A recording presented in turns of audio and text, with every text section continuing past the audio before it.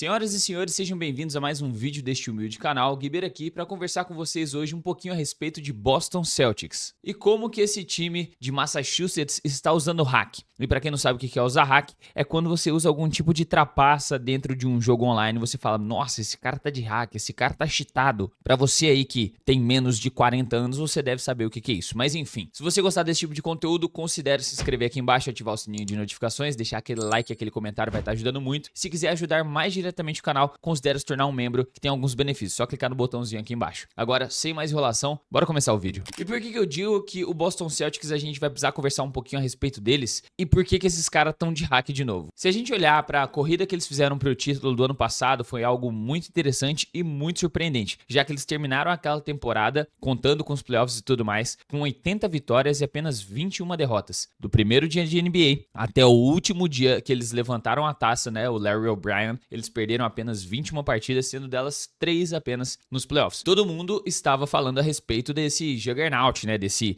Megazord que eles montaram com Drew Holiday, Derrick White, Al Horford, Kristaps Porzingis, Al Horford que é reserva inclusive, Kristaps Porzingis, Jason Tatum e Jaylen Brown. São 7 jogadores de alto nível, na qual a gente coloca 5 em quadro ali, os 5 principais, que inclusive o Kristaps Porzingis não estreou nesse primeiro jogo antes de ontem, porque ele já está com essa pequena lesão que está sendo tratado, ele tem esse histórico de lesão e tudo mais, mas no geral eles têm 7 jogadores assinados de alto nível e 2 jogadores considerados estrelas, né? E se vocês olharem atentamente a essa tabelinha que eu vou deixar aqui na tela para vocês, eles têm para essa temporada já 199 milhões de dólares para pagar de salário, sendo isso 5 jogadores, 5 que recebem mais de 20 milhões de dólares e sendo 2 deles que na temporada que vem, somados, vão receber 107 milhões de dólares. Aí se você olhar, dá 199,5 milhões de dólares para pagar nessa temporada, que já é bem acima do teto salarial. E na temporada que vem, precisando talvez estender com o Al Horford, que já tá com 38 anos, então a gente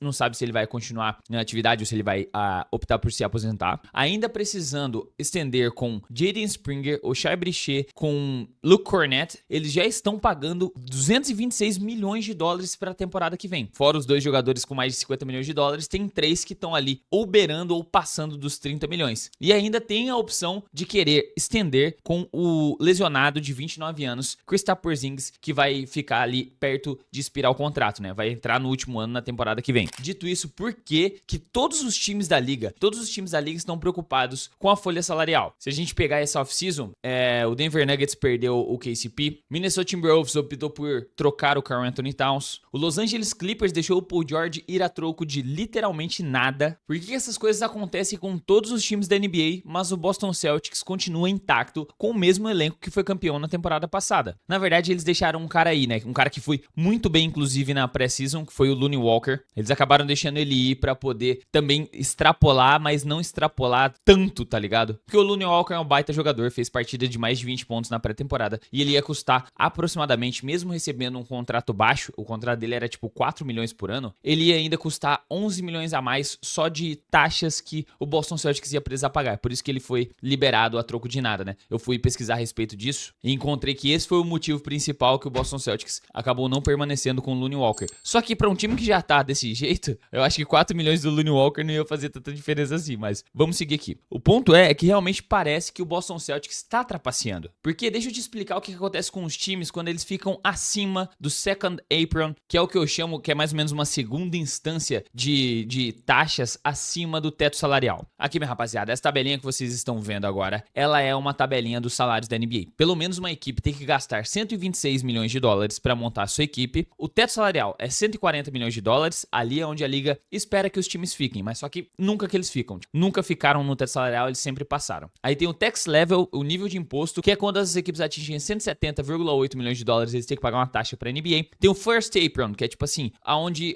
digamos assim, o primeiro limite, que é onde as equipes costumam chegar, porque ainda não limita as equipes de fazer muita coisa, tipo, não acontece quase nada, só é um imposto também a mais que você vai pagar, que é 178 milhões de dólares. E aí tem o second apron, que é quando tem, tipo assim, o segundo limite, e esse é o limite máximo, é ali que a cobra começa a fumar. Quando as equipes passam de 188 milhões de dólares, e no caso do Boston Celtics, nessa temporada já tá em 199. E agora vamos explicar por que a cobra fuma. Eu já expliquei em outros vídeos, mas eu vou explicar novamente. Quando eles atingem o segundo limite, eles não podem usar uma exceção de nível médio, que é o mid-level Mid-Level Exception. Mid-Level Exception é quando os times conseguem contratar jogadores por um contrato médio. Isso ele pode receber até 12,9 milhões de dólares num contrato para você poder trazer esse cara que está sem contrato para o seu time. Mas para que isso aconteça, para que a equipe possa trazer esse um jogador pela Mid-Level Exception, ela precisa estar abaixo do salary cap. Então, algumas equipes têm essa exceção além do teto salarial. As equipes ficam também travadas em não poder negociar vários jogadores no mesmo acordo. Por exemplo, eu quero trocar pelo Karl Anthony Towns, mas eu só posso enviar um jogador para poder eles mandarem um Karl Anthony Towns, tá ligado? Não posso negociar 2 ou mais jogadores, tipo, mandar jogadores mais baratos num pacote para pegar um jogador de outra equipe. Eu não posso fazer isso. Você não vai poder assinar os seus jogadores para poder negociar eles, por exemplo. O que aconteceu com o Clippers é porque eles estão no second apron. Depois que chegou a agência livre, eles não conseguiam mais assinar com o Paul George para poder negociar eles com os 76ers. Não conseguiu assinar com o cara, ele entrou de agência livre, você não pode mais fazer nada e vai ter que deixar ele embora. Você não vai poder também mandar dinheiro durante uma negociação, digamos assim, você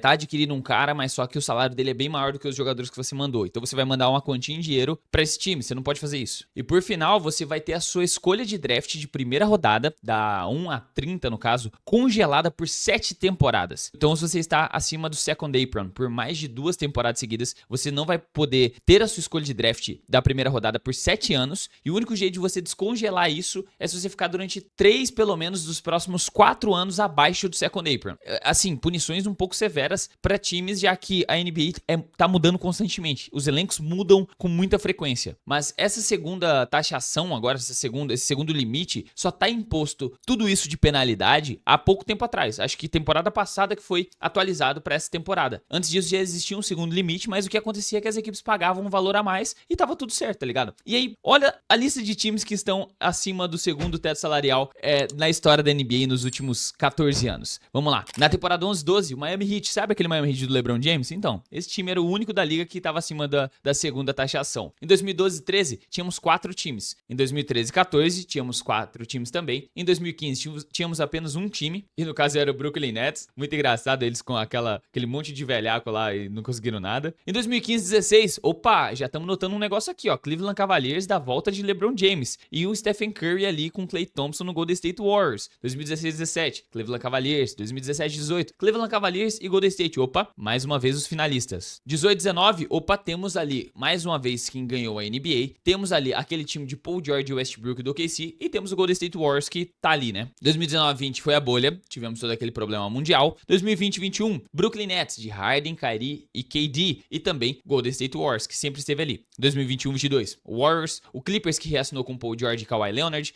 o Brooklyn Nets ainda tentando fazer aquele final de Kyrie e KD, o Milwaukee Bucks, que chegou aqui por causa do contrato do Giannis, e o Lakers de LeBron AD, que já tinha ganhado, inclusive, aquela edição da bolha. Aí 22-23, tivemos muitos times acima do teto salarial, e foi aqui que a NBA, como vocês podem notar, 2022-2023, foi o título do Jokic, inclusive o time do Jokic, que é o Denver Nuggets, não está aqui, mas pela quantidade de times que passaram do second apron, a NBA falou, mano, isso aqui já deu um basta, já foi longe demais, né? Porque antigamente quem passava do second apron era times de big markets, tá ligado? Times de cidades muito grandes. Boston, New York Knicks. Em alguns momentos ali o Brooklyn Nets, que tem também uma considerável torcida, mesmo depois que saiu de New Jersey e foi pro Brooklyn. Os times de Los Angeles e o Miami Heat, que a cidade de Miami também é gigantesca. Então, tirando esses big polos, assim, essas cidades muito grandes dos Estados Unidos, que tinham um grande público, arrecadavam uma grande grana e conseguiam pagar essas taxas, agora começou a ficar mais normal, porque as franquias da NBA começaram a ser adquiridas por pessoas de muito poder e muito dinheiro. Por exemplo, você sabe o Steve Ballmer, dono do Clippers? Então, o patrimônio desse cara é 130 bilhões de dólares, mais de 130 bilhões de dólares. Você acha que ele tá ligando pra pagar alguns milhões ali de taxa pra NBA, desde que ele monte o time que ele quer? Não, ele não tá ligando. A NBA, pô, a gente vai ter que começar a punir essa rapaziada, tipo, eles não podem resolver tudo só pagando, porque não tem como mais, mano. A gente tem que começar a colocar um negócio extra aí nesse second apron, porque a rapaziada tá pagando isso com muita facilidade. E o Adam Silver tá tentando manter a liga um pouquinho mais nivelada, com os talentos um pouco mais pulverizados. E aí que entra em vigor esse segundo limite, né, da NBA. Mas, mano, por que o Boston Celtics não é afetado? A gente ainda não respondeu essa pergunta, né? Então, é porque o Celtics não tá nem aí. Essa é a realidade. Eles montaram um time tão competitivo, rapaziada, que conseguiu ganhar 80 partidas e perder 21, que eles não ligam de estourar o second apron, não ligam de estar com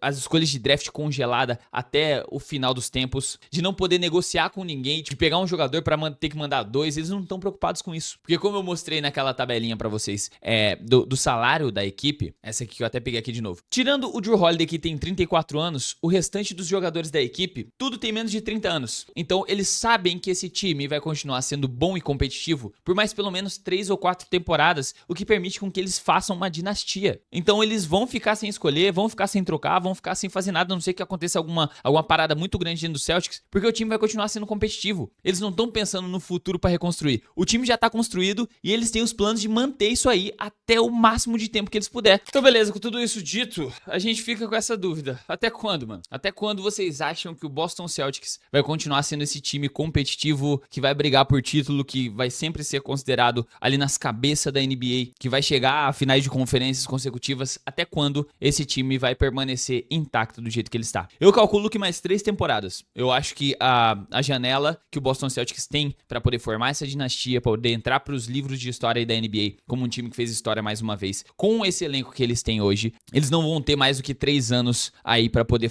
tornar isso possível, sabe? Eles vão continuar pagando essa rapaziada que eles têm na mão? Sim. Eles não vão ligar para segundo limite de taxa da NBA? Sim. Acho que por mais uns 3 anos. Quero saber a sua opinião aqui nos comentários. O que você acha do second apron, né? Do segundo limite de taxações da NBA? Você acha que a minha análise aqui sobre o time do Boston Celtics foi correta? Se você quiser discordar, deixa aqui o seu comentário, que é muito importante pro canal. Se você gostou do vídeo, considere se inscrever e deixar o sininho ativado para receber vários vídeos em primeira mão. Aquele likezão vai estar ajudando muito. E se quiser ajudar mais diretamente o projeto desse canal Trash Talk, considere se tornar um membro, clicando no botãozinho de Seja Membro aqui embaixo, que nem essa rapaziada linda que está aqui ao meu lado. Muito obrigado aos membros deste humilde canal. Dito isso, eu vou ficando por aqui. A gente se vê num próximo vídeo. Até a próxima. Falou!